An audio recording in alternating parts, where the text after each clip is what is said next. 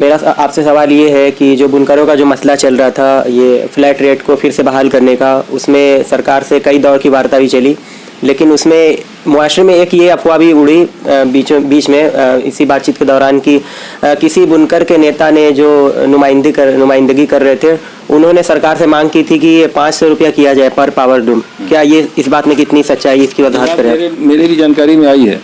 आपको हकीकत बतला दें कि किसी बुनकर नेता ने नहीं, सीधे सीधे अरशद जमाल के ऊपर ये इल्ज़ाम लगा कि उन्होंने 500 रुपया लिखित में प्रस्ताव बना के मांगा है। तो ये कोरी बकवास है। हकीकत उसकी ये है कि सरकार ने बुनकर नुमाइंदों से प्रस्ताव मांगा था कि आप भी कुछ तजवीज़ दीजिए कि क्या होगा। तो प्रस्ताव बनाने की तौफीक तो किसी की हुई नहीं, तन्हा अरशद जमाल या और किसी ने बनाया हो तो हम लोगों को पता नहीं, चार्ज अरशद जमाल पे लगा है। इसलिए जवाब मैं जो हकीकत से वाकिफ़ हैं उनके लिए मैं दे रहा हूँ कि अरशद जमाल ने 3 प्रस्ताव बनाया। प्रस्ताव नंबर 1, प्रस्ताव नंबर 2, प्रस्ताव नंबर 3, तीनों में अलग अलग स्लैब और अलग अलग रेट, उसकी तफसील में क्या जाएंगे। 3 बनाया था। एक में उन्होंने ये लिखा था कि 500 रुपया किया जाए। वो तीनों प्रस्ताव बना के उन्होंने पब्लिक डोमेन में डाला सोशल मीडिया के थ्रू, और पब्लिक से राय मांगी। अक्सरियत में पब्लिक की राय गई कि 300 रुपया मुनासिब रहेगा, 500 रुपया बहुत ज़्यादा है। अरशद जमाल ने उस 300 वाले को मंजूर करके जो लिखित प्रस्ताव दिया सरकार को, वो 300 का दिया। तो ये जो भी इस तरह की बदगुमानी पैदा कर रहा है अरशद जमाल के बारे में या और किसी के बारे में कि उसने लिख करके 500 रुपया मांगा, ये बदगुमानी फैला रहे हैं। इसको पॉलिटिकल राइवलरी कह सकते हैं, इसको एक सियासी रंजिश कह सकते हैं, या जो जी बहस कह सकते हैं। अरशद जमाल ने 300 रुपया इन राइटिंग मांगा। कोई माहिका लाल 500 रुपया लिखित प्रस्ताव इनका कोई दिखा नहीं सकता कहीं, मैं दावे के साथ कह रहा हूँ। तो क्या सरकार ने मतलब ये जो 300 रुपया इन्होंने लिख कर दिया है कि पर पावर लूम इतना होना चाहिए, सरकार क्या इस बात पे राज़ी है? देखिए, बहुत ज़्यादा इम्कान है, 101% उम्मीद है कि सरकार, देखिए जब सेक्रेटरी लेवल के अधिकारी बैठते हैं या खुद मंत्री जी बैठते हैं और वो किसी चीज़ को ज़बानी भी मंजूर कर लेते हैं, तो उसको हम क्या कहेंगे कि सरकार राज़ी है। अब उसमें बहुत सारी चीज़ें आ सकती हैं कि बीच में कोई जाके कुछ और कर दे, खेल हो जाए, कुछ हो जाए, तो ये बात अलग है, लेकिन इसका इम्कान भी नहीं है। पूरी उम्मीद है कि 300 रुपया पर लूम एक अच्छा प्रस्ताव उसमें अरशद जमाल ने यह भी दिया है कि ये KVOE का लफड़ा हटाइए, लूम की संख्या पर, मतलब हमारे पास 1 लूम है तो हमसे 300 रुपया लिया जाए, 2 लूम है तो 600 रुपया लिया जाए। वरना उसमें एक बहुत बड़ी परेशानी आने वाली थी कि बंदे के पास लूम तो 1 है और उसके पास कनेक्शन 2 लूम, उसके पास लोड जो है तो 2 kV का है, तो उसको ऑब्वियसली ज़्यादा देना पड़ेगा, कहाँ से देगा वो। तो ये बहुत अच्छी तजवीज़ रखी है अरशद जमाल ने कि जितने लूम है उतना गुणा 300 करके आप हमसे ले लीजिए, लूम पीछे 300 रुपया। ये एक अच्छी तजवीज़ है और सरकार ने उसको माना भी है। अब शासनादेश आ जाए तो फिर सारी बातें हों। तो इसमें ऑर्डिनेंस आने में अभी कितना वक्त लगेगा? देखिए, मुझे जहाँ तक लगता है कि मैक्सिमम 15 दिन लगना चाहिए।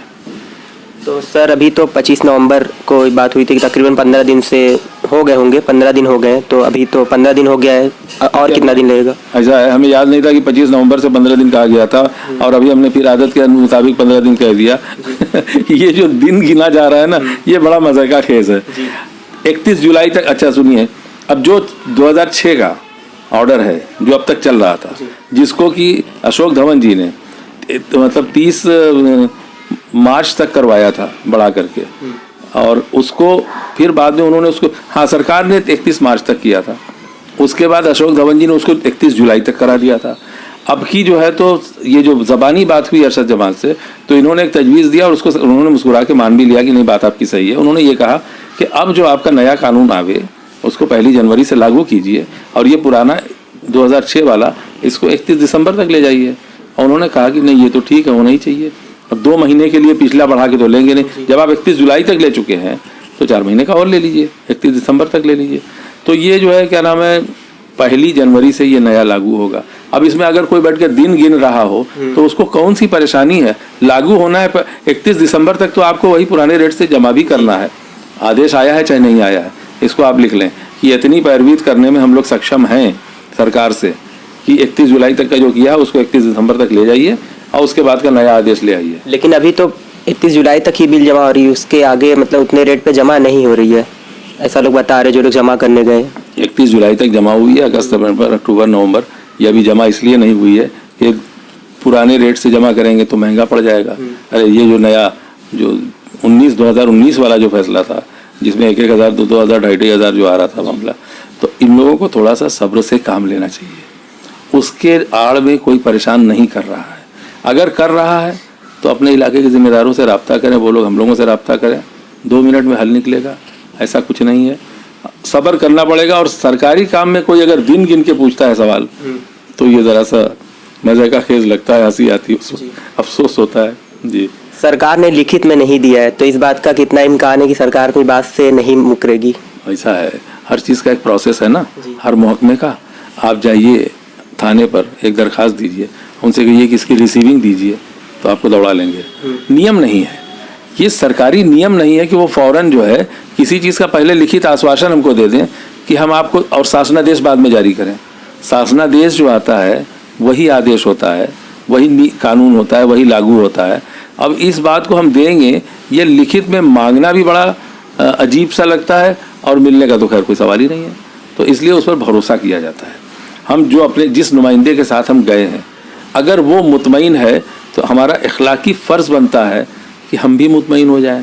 और जब रिज़ल्ट खातिर खा ना निकले तो हम अपने नुमाइंदे को पकड़ें, उनसे पूछें।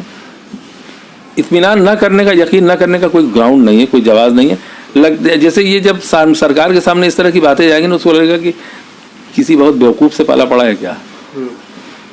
तो ये भी हम लोग अपने को न साबित करें तो अच्छा है कि बेवकूफ़ी की बातें करें कि दिन गिन रहे हैं, लिखित में चाहिए। अरे थोड़ा दिन सब्र करो, शासनादेश आ जाएगा। उम्मीद करता हूँ कि इंशाल्लाह वही आएगा जिसका मैंने दावा किया है, उससे कुछ बढ़ा के भी आ जाएगा, तो फिर लड़ाई का रास्ता बचा रहेगा, फिर जाके बहस हो सकती है। ये होगा। इतना बहुत शुक्रिया सर हमसे बात करने के लिए। अभी आप जिन्हें सुन रहे थे वो हैं अतीक अंसारी साहब, पूर्व पत्रकार भी रह चुके हैं। एक इन्होंने प्रेस मीडिया में खास तौर से काम किया है, और बुनकरों का जब मसला चल रहा था तो इन्होंने बुनकरों के लिए भी बहुत ज़ोर शोर से आवाज़ उठाई, बुनकरों की आवाज़ को सरकार तक पहुँचाया। आज हम इनके आए थे बात करने के लिए, आप इन्हें ही सुन रहे थे। बहुत बहुत शुक्रिया।